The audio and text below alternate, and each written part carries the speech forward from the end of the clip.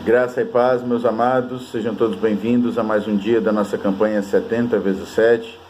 Estamos estudando o amor e o perdão de Deus, um livro da Bíblia por dia. E hoje chegamos ao Evangelho de Lucas. Primeira coisa que podemos destacar sobre o Evangelho de Lucas é que ele é um evangelho muito bem escrito, um escrito extremamente cuidadoso. É um dos melhores gregos do Novo Testamento, Lucas, os seus primeiros 4 versos são de uma capacidade, são de uma linguística que é incomparável. Ele proclama todo o seu trabalho e ele mostra que o seu trabalho é fruto de uma investigação profunda, de algo muito bem pensado e planejado que ele se propôs a fazer para ensinar sobre Jesus. Suas oportunidades como companheiro de Paulo em muitos momentos com certeza foram grandes, de ouvir das próprias fontes. Certamente ele ouviu das grandes figuras da igreja os relatos que ele passa a narrar. Por 2 anos ele foi companheiro de Paulo na prisão e depois ainda acompanha o restante do ministério de Paulo. Então deu para ele investigar bastante. Um exemplo da forma como Lucas se esmerava, se dedicava ao trabalho, é quando ele cita, por exemplo, a aparição de João Batista. Mais do que falar sobre João Batista, ele quer provar que ele possui um relato histórico preciso. Ele faz isso com Jesus também, e ele diz: no 15º ano do reinado de Tibério César, primeira dica, sendo Pôncio Pilatos governador da Judéia, segunda dica, Herodes o tetrarca da Galileia, terceira dica, seu irmão Filipe, tetrarca da região da Itureia e Traconites, quarta dica, Elisânias, tetrarca de Abilene, quinta dica, sendo sumos sacerdotes Anás e Caifás, veio a palavra de Deus a João. Então, ele situa historicamente de uma forma muito clara, mostrando que era um homem que escrevia cuidadosamente e que se preocupava em ser extremamente exato. Ele quer sim dar um relato historicamente comprovado, um relato preciso da vida de Jesus. Lucas é o evangelho dos gentios. É evidente que ele escreve para gentios. Ele começa dizendo: escrevi esse tratado, ó excelentíssimo Teófilo. Teófilo era um gentio, e alguns chegam a entender que Teófilo é uma construção que Lucas faz, não necessariamente um nome. Pode ser que Teófilo seja o nome de alguém, mas Theos significa Deus, Philos, amigo. Então, excelentíssimo Teófilo provavelmente seria alguém de uma alta posição social, que havia se convertido ao cristianismo e ainda não poderia ser descoberta, ou Lucas não queria colocar em risco a integridade física, não queria que descobrissem no início, porque a perseguição era muito grande, mas ele queria assim mesmo poder narrar os fatos da vida de Jesus. Diferente de Mateus, Lucas não se preocupa no seu evangelho em falar sobre a profecia antiga ou do Antigo Testamento, a profecia judaica e o seu cumprimento. Ele cita muito pouco o Antigo Testamento. E em alguns lugares, mesmo que ele tenha palavras hebraicas, ele coloca palavras gregas, e quando ele precisa usar palavras hebraicas, ele explica as palavras no sentido grego. Por exemplo, Simão o cananeu se converte em Simão o zelote. O Calvário, para Lucas, que é um nome hebreu, se transforma em Gólgota. O Monte da Caveira, o lugar da caveira, crânion, todas palavras gregas. Ele nunca usa o termo rabi para Jesus, ele usa o termo grego mestre. Quando ele traça a ascendência de Jesus, ele não se remonta a Abraão, fundador, ou aquele que Deus escolheu para ser o pai de uma grande nação, então o fundador da raça judaica, como Mateus faz. Ele se remonta a Adão, e ele mostra que é para toda a raça humana. Justamente por essa razão, o Evangelho de Lucas é um dos evangelhos mais fáceis de ler. Ele escreveu não apenas para judeus, ou não especificamente para judeus, mas sim para pessoas que são como nós, que são de um contexto diferente, não judeu necessariamente. Lucas também é o evangelho da oração. Se os outros evangelhos narram alguns momentos da vida de Jesus e algumas orações que ele faz, Lucas narra muitos momentos e ele mostra a oração de Jesus em todos os grandes momentos da sua vida. Jesus orou no seu batismo, ele orou antes do primeiro confronto com os fariseus, no capítulo 5, verso 16, ele orou antes de escolher os 12, no capítulo 6, ele orou antes de perguntar aos seus discípulos quem cria nele, quem ele era, antes de anunciar a sua morte, ele ora na transfiguração e ele ora na cruz. Só Lucas diz que Jesus falou a Pedro que orou por ele para que ele não caísse em tentação.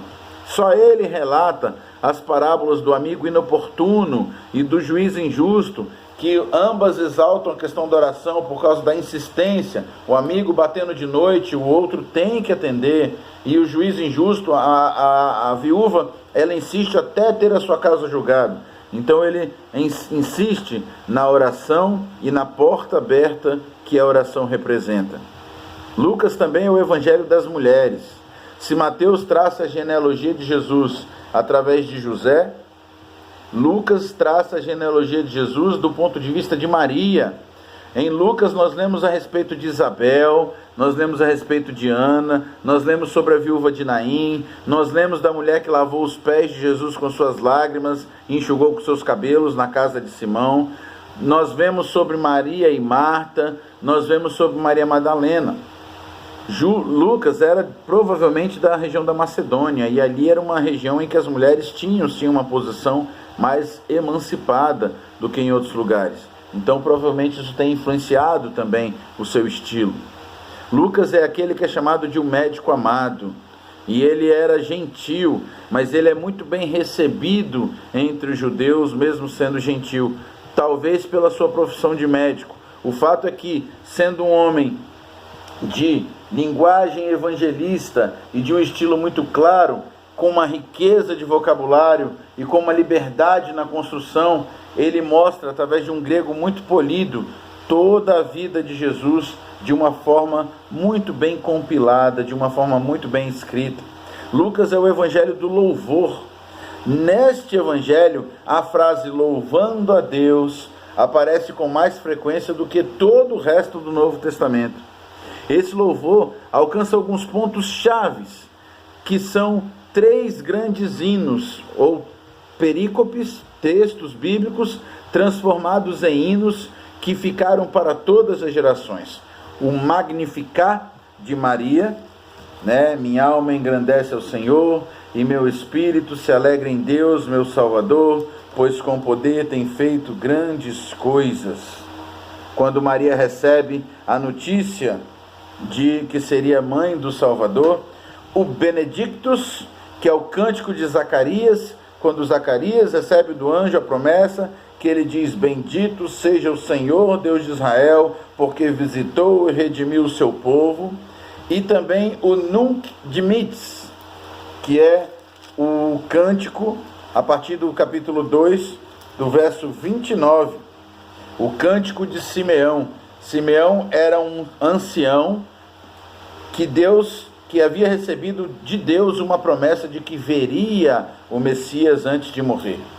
Há algo no Evangelho de Lucas que é muito encantador. É como se o brilho do céu tivesse tocado as coisas da terra.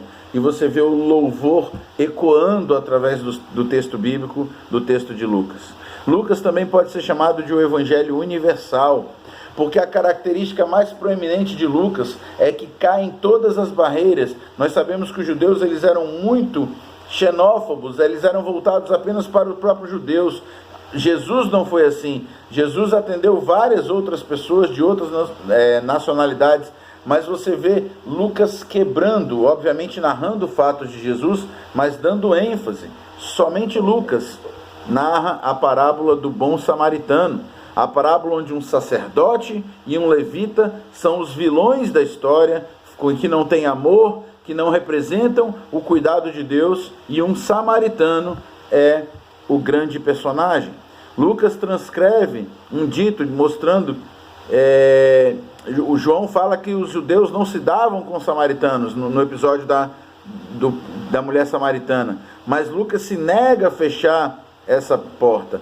Lucas mostra Jesus falando com a aprovação de gentios, que eram a quem os judeus consideravam impuros. Ele mostra Jesus citando a viúva de Sarepta, Naamã, o sírio, como bons exemplos. Ele elogia o centurião romano, pela sua fé. E ele diz as palavras de Jesus: muitos virão do Oriente, do Ocidente, do Norte e do Sul, e tomarão lugares à mesa do reino de Deus. Ele está especialmente interessado pelos pobres. Quando Maria trouxe sua oferta para purificação, essa oferta era a oferta de um pobre, 2 rolinhas. Quando Jesus, ele mostra os seus créditos na mensagem de João, aos mensageiros de João Batista, ele diz: olha, aos pobres anuncia-lhes o evangelho. Só ele relata a parábola do rico e do pobre, do rico e do Lázaro. No relato das bem-aventuranças, Jesus, em Mateus, diz: bem-aventurados os pobres de espírito. Lucas, quando transcreve, ele enfatiza e diz: bem-aventurados vós, os pobres. Ele chegou a ser chamado de evangelho da classe baixa. Mas, acima de tudo, Lucas mostra Jesus como alguém que amou, que cuidou, que se importou, que perdoou, que andou, que foi amigo daqueles que eram considerados ingratos e pecadores. Só ele conta a história da mulher que ungiu os pés de Jesus com suas lágrimas e secou com seus cabelos. Só ele conta a história de Zaqueu, coletor de impostos, que era considerado um traidor da sua própria nação. A parábola do fariseu e do publicano. Só ele relata a história do ladrão arrependido e nos conta a história do filho pródigo e do pai amoroso para com o filho pródigo, algo que os judeus abominariam. E ele ainda coloca o irmão mais velho na história como alguém de coração duro, relatando exatamente a dureza do coração dos judeus. Lucas, o texto básico de Lucas, o texto-chave de Lucas, é Lucas capítulo 19, versículo 10, que diz: o Filho do Homem veio buscar e salvar o que se havia perdido.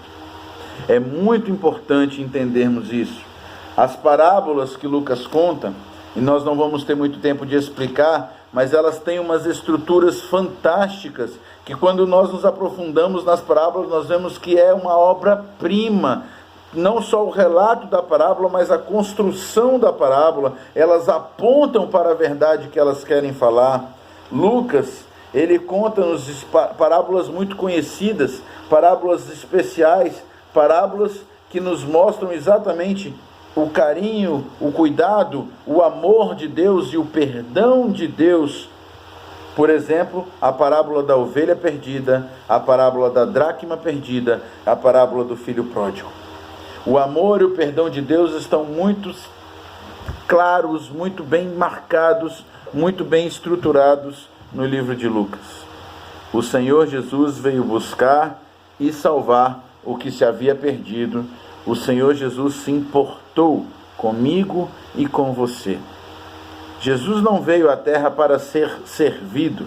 Como diz em Marcos, ele veio para servir e dar a sua vida em resgate de muitos. Lucas vai além e ele diz: ele veio buscar e ele veio salvar. Por quê? Porque nós não haveríamos condição de nos salvarmos. Nós jamais encontraríamos o caminho para Deus. O Senhor Deus precisou fazer este caminho de volta. Essa não é uma via de mão dupla. É o Senhor Jesus que vem e nos busca e nos traz e possibilita que nós sejamos reconciliados com Deus. Todo o amor e perdão de Deus estão muito bem descritos em Lucas, muito bem enfatizados nas parábolas. Deus é um Pai amoroso, capaz de perdoar um filho que o desonrou e que foi extremamente cruel e que não soube nem mesmo valorizar os esforços de toda uma vida juntando seus bens e o desperdiçou. Mesmo assim, o Pai está à espreita e longe no caminho ele já identifica o seu filho e corre e o abraça e o beija e o restitui à condição de filho. O Senhor é um pastor que mesmo tendo 100 ovelhas e apenas uma se desgarrando, ele não olha para as 99 e diz, eu ainda tenho muitos. Ele deixa as 99 em segurança, mas ele vai atrás e busca e não sossega e não descansa enquanto não encontra sua ovelha perdida. Jesus Cristo amou e perdoou a mim e a você. E eu espero sinceramente que você possa experimentar, que você possa tocar, ou melhor, que este amor e perdão possam tocar o seu coração, tocar a sua vida, e que você se sinta realmente alguém amado, cuidado, buscado e salvo pelo Senhor Jesus. Pois o Filho do Homem veio buscar e salvar o que se havia perdido. Que Deus nos abençoe. Amém.